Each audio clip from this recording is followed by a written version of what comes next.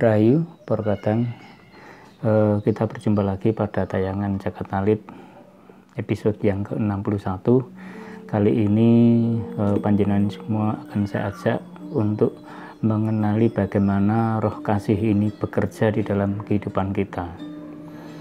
Purkadang, kadangkala karena kesibukan kita, jadi kita tidak pernah merasa, tidak pernah berpikir bahwa sesungguhnya di dalam tubuh kita ini ada kesibukan yang luar biasa yang dilakukan oleh roh-roh kita itu untuk mendukung, untuk mensupport kegiatan-kegiatan kita sehari-hari. Namun karena kesibukan Purkadang, jadi peristiwa-peristiwa itu yang terjadi kadangkala sama sekali tidak pernah diperhatikan, sama sekali mungkin jauh dari pikiran kita, sehingga kita menilai bahwa di dalam tubuh ini ada sesuatu yang bekerja secara otomatis. Namun tidak begitu Purkadang. Saat panjenengan itu menyelami Jagat Nalit, tentu saja panjenengan juga dituntut untuk mengetahui seluruh organ-organ yang ada di dalam tubuh panjenengan, baik yang bisa disentuh maupun yang tidak bisa disentuh. Nah, untuk ini Purkadang, pada kesempatan kali ini juga kita pas membicarakan tentang tema besar kita, roh kasih. Nah, roh kasih ini memang harus kita pahami bagaimana cara bekerjanya. Kenapa bisa membuahkan sesuatu yang sangat-sangat kita butuhkan dalam rangka kita itu untuk berdamai di dalam kehidupan kita. Purkadang, jadi roh kasih ini sesungguhnya tidak bisa bekerja sendiri, tidak bisa berdiri sendiri. Untuk itu cara kerja roh kasih ini memerlukan komponen-komponen yang lain yang bisa mendukung dan akhirnya bisa memahamkan kita tentang peristiwa-peristiwa yang terjadi di dalam kehidupan ini. Jadi pada intinya roh kasih itu tidak bekerja dengan sendirinya Purkadang. Roh kasih itu membutuhkan suatu peristiwa, misalnya yang kita lihat sehari-hari, yang kita dengarkan sehari-hari. Nah, itu menjadi sesuatu yang nanti akan diproses di dalam diri kita, di mana peristiwa-peristiwa atau pengalaman-pengalaman, penglihatan, pendengaran panjenengan semua itu nanti akan diolah di dalam roh kasih tersebut, akan menghasilkan sesuatu yang sifatnya kepedulian atau sama sekali tidak menghasilkan sesuatu yang peduli bagi kita semua. Jadi itu Purkadang, kadangkala kita tidak menyadari bahwa peristiwa yang selalu kita lihat semenjak dari kita bangun tidur sampai mau tidur itu sesungguhnya peristiwa-peristiwa yang di dalamnya mengandung suatu firman-firman yang harus kita pahami. Setiap peristiwa yang kita lihat, setiap peristiwa yang kita dengar, itu nanti kalau kita bisa memproses, kalau di dalam diri kita itu bisa terkoneksi dengan baik terhadap roh-roh kita, tentu saja kita selalu bisa memaknai sebuah peristiwa pengalaman. Dari pengalaman tersebutlah akhirnya kita mempunyai perasaan, mempunyai pikiran, mempunyai penalaran, mempunyai akal untuk peduli terhadap apa yang panjenengan lihat atau dengarkan semuanya. Nah, inilah tanpa pengalaman, tanpa kita melihat, mendengar, kadangkala tidak akan pernah mungkin kita tiba-tiba mempunyai rasa iba, mempunyai rasa ingin menolong. Ya, semuanya itu dipacu oleh kejadian. Nah, yang menjadi kunci Purkadang di sini adalah bagaimana Gusti itu selalu mendekatkan kita pada peristiwa-peristiwa. Baik itu peristiwa yang menyenangkan dan peristiwa yang mungkin bagi kehidupan kita itu tidak mengenakkan. Semuanya itu berlangsung begitu saja di dalam kehidupan kita, tetapi sesungguhnya itulah cara Gusti menyapa kita supaya kita memahami apa yang sedang terjadi, dan setiap yang kita lihat, setiap yang kita dengarkan sesungguhnya itu sapaan dari Gusti untuk menguji kita apakah kita setia, apakah kita peduli, atau sebaliknya. Nah, inilah sesungguhnya perhatian Gusti kepada kita sepanjang hari, setiap waktu, dimanapun juga kita selalu diingatkan walaupun masih dalam bentuk peristiwa-peristiwa yang terjadi di sekitar kita.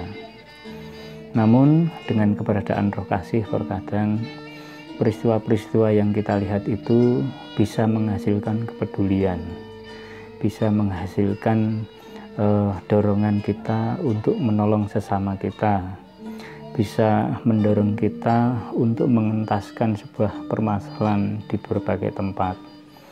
Nah, peristiwa-peristiwa seperti itu adalah peristiwa yang dihasilkan Roh Kasih setelah Roh Kasih itu mendapatkan sesuatu yang penting, sehingga di dalam diri kita dengan tuntunan budi kita dibimbing untuk menyiapkan segala sesuatu dalam bentuk kepedulian diri, lalu kita juga didorong di sana oleh Roh Kasih itu untuk menyatakan kepedulian itu dengan tindakan nyata.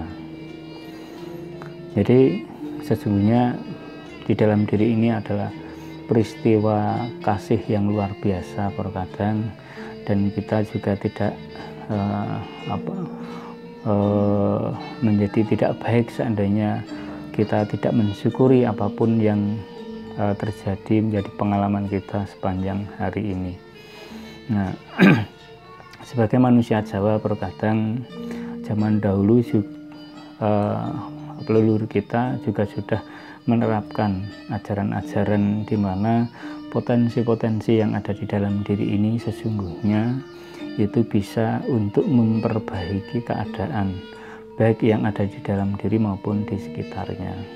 Nah, dengan kepedulian tanpa harus didorong-dorong, dengan kepedulian tanpa harus diperintah-perintah, sebagai orang Jawa itu sudah mengetahui sebelumnya, artinya dia sudah memiliki rasa di dalam dirinya itu, ya rasa tersebut itu sesuatu yang sangat berarti bagi kita sebagai bangsa Jawa, sehingga kita menjadi peka terhadap apapun, peka terhadap peristiwa-peristiwa, dan mudah mengerti sesuatu yang mungkin tidak pas terjadi di sekitar kita. Rasa inilah yang nanti akan menjadi satu di dalam proses Roh Kasih, menempatkan diri, menghasilkan sesuatu perencanaan itu menjadi matang. Nah, Roh Kasih di dalam perbuatannya pasti tidak akan pernah merendahkan orang lain, tidak pernah menyakiti hati orang lain, dan tidak akan pernah membinasakan pihak yang lain. Roh Kasih selalu memberikan kehidupan di dalam setiap tindakannya. Nah, inilah yang perlu kita ketahui saat kita semua mempelajari Jagat Alit. Ada ketersambungan, ada keterkaitan di mana indera kita, penglihatan kita, pendengaran kita itu juga harus dijaga. Terkadang seperti saya selalu mengatakan di episode-episode yang sebelumnya, supaya diri kita ini harus juga diberi kasih yang baik. Artinya kita juga harus memperhatikan, menjaga, merawat, dan melindungi tubuh kita supaya tubuh kita itu bisa menyerap peristiwa-peristiwa yang didekatkan Gusti kepada kita. Nah, setiap peristiwa, setiap pengalaman yang kita hadapi sesungguhnya merupakan salah satu komponen perjalanan jauh kita menuju di dalam proses pemurnian. Di dalam setiap proses pemurnian itu terkadang kita membutuhkan dharma, perbuatan yang sungguh-sungguh nyata yang didasari oleh kasih.